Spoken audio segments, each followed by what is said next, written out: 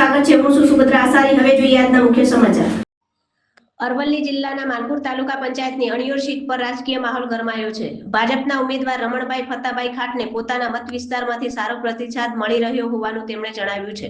તેમણે વિશ્વાસ વ્યક્ત કર્યો છે કે મતદારોના સહકારથી તેઓ વિજયી બનશે।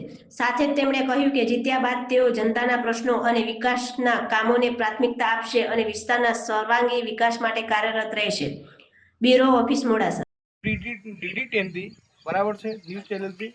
અને આજે અમે તમારે વિસ્તારમાં આવ્યા છે, બરાબર। તમે અડિયોર ઉપર સીટ પર ઉમેદવારી કરી છે, બરાબર છે। તમારે જે મત વિસ્તાર છે એની અંદર તમારો કયું માહોલ છે, કેવી રીતે છે, જનતાનું કઈ ફીડબેક છે, એ જરા અમને જણાવો। હું ખોટ રમણભાઈ ફતાભાઈ, ગામ મોલની, અણિયોર સીટ 1 નંબર માલપુર તાલુકાના ભાજપ સંગઠન તરફથી મને ટિકિટ આપવામાં આવી છે અને હું બહુ જંગી મતોથી જીતીશ એવું મને લાગી રહ્યું છે। જેથી હું પબ્લિક વચ્ચે ફરું છું તે પબ્લિક મારી સાથે જ છે। થોડા જોરથી બોલો। હા, પછી આગળ।